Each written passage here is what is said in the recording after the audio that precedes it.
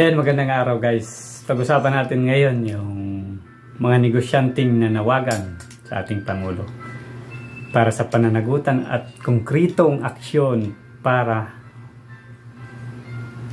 mawala o matapos yung korupsyon na nangyayari ngayon sa bansa po natin. Pero bago yan, pa-help naman guys, pa-subscribe naman ang channel ko at don't forget to hit the notification bell para updated kayo sa bawat video na ilalabas ko po. Ayan, ito na po. Panoorin natin. Ito na. Nanawagan na yung malalaking negosyante kay BBM ng konkretong aksyon at pananagutan dito sa malawakang korupsyon. Lalong-lalo na dito sa flood control na to. Sa issue na to. So, siyempre apektado sila. Kasi sila yung mga negosyante dito sa Pilipinas. Kailangan nila ng sigurasyon o seguridad, kasiguruhan na siyempre nagninegosyo sila dito sa Pilipinas. Kailangan maayos din yung pamumuno sa bansang ito, diba? Pero ngayon puro korupsyon na lang eh. Nagkaisa yung mga negosyante na to para manawagan na aksyonan. So ngayon guys, nakikita natin inaksyonan nga ba ng Pangulo yung korupsyon na to, diba? Nung nakaraan yung sinabi ni Claire Castro, yung undersecretary na tagapagsalita ni Pangulong Bongbong Marcos, na okay naman daw ngayon yung takbo ng investigasyon ng ICI. Maganda naman daw, sabi niya. Di ba? Kasi hindi naman natin alam. Hindi naman nila sinasa publiko yung investigasyon. Yung panawagan ng mga negosyanteng ito, unang-una, bigyan ng kapangyarihan ang ICI upang mabigyan ng hustisya yung nakawan na to, yung korupsyon na to. Kasi wala namang kapangyarihan yung ICI, di ba? Kung makikita natin, naghihintay lang din yung ICI na to sa mando ng presidente. Paano yan naging independent? Na nakadepende mismo sa ehekutibo yung mga desisyon na gagawin. Naghihintay lang mando. At yung pangalawa, isa publiko yung pagdinig at ng investigasyon ng ICI, di ba? Karapatan ng mga Pilipino, karapatan ng mga negosyante na malaman kung ano yung nangyayari sa investigasyon na yan. Isa publiko nila. Hindi pwedeng pag sinabi nila, oh maganda yung takbo ng investigasyon ng ICI, ay maniniwala na tayo agad. Di ba? Kinakailangan tayo mismo nakakakita kung ano yung investigasyon na nangyayari. Baka doon sa loob ng ICI, pagpasok ng mga inimbitahan, tulad ni Romaldez, hindi natin alam kung ano yung pinag-uusapan nila. Baka, oy, speaker, kumusta kayo? Di ba? Parang kumustahan lang, hindi naman natin alam eh. Sila-sila lang eh, closed door eh. Kahit media, wala eh. Ay, nako. Pero sana makinig yung presidente sa panawagan ng mga negosyanteng ito. Kasi babagsak yung ekonomiya ng bansa natin. At apektado dyan, siyempre unang-una yung mga manggagawang Pilipino. Diba? Kawawa. Kawawa talaga kasi maraming mawawala ng trabaho kapag humina yung ekonomiya natin.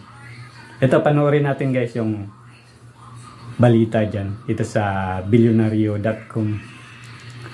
Panoorin po natin.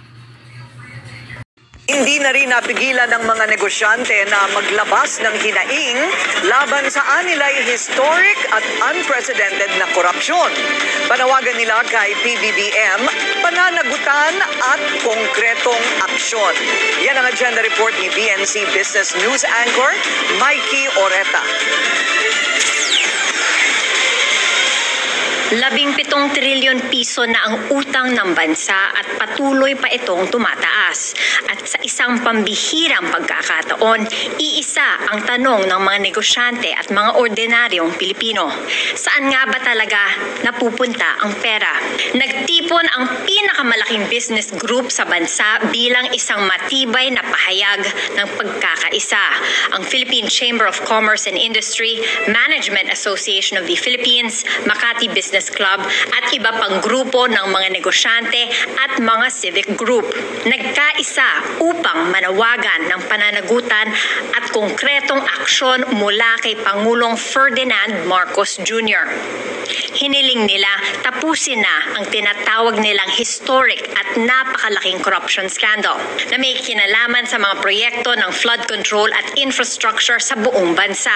Babala ng mga grupo, bilyong-bilyong piso ang nawala dahil sa mga ghost projects, mababang kalidad ng mga output at sobrang taas na siningil sa mga proyekto.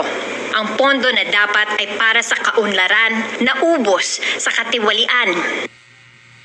Very simple. I think government, whether it's the ICI or the Department of Justice or something, they should prosecute because to everybody's perception, there seems to be a lot of evidence there going up against certain people. Certain people have admitted wrongdoings already. Let's start with that, and then we go up the food chain.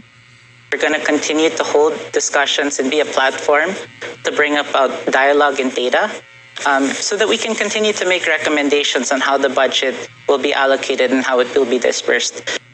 We've got to force the government to see this through, these investigations. A head's got to roll. Nananawagan ang mga business group sa Malacanang na bigyan ng buong kapangyarihan mag-imbestiga ang Independent Commission on Infrastructure or ICI. Kasama sa mga lumagda ang mga pinakamalaking exporters, manufacturers, bankers, women's business councils at technology associations. Kumakatawan sa libu-libong kumpanya, milyon-milyong manggagawa at bilyong-bilyong pisong buwis na ibinabayad sa gobyerno. Marami sa kanila ang nagsasabing ito ay isang moral at economic emergency. Mula boardroom hanggang business conferences, iisa lang ang sinasabi ng mga Pilipino. The projects may be ghost projects, but the debt is real. Sa ngayon, mahigit 17 trillion pesos na ang utang ng bansa, katumbas ng halos 144,000 pesos kada Pilipino. Para sa agenda, Mikey Oreta, Bilyonaryo News.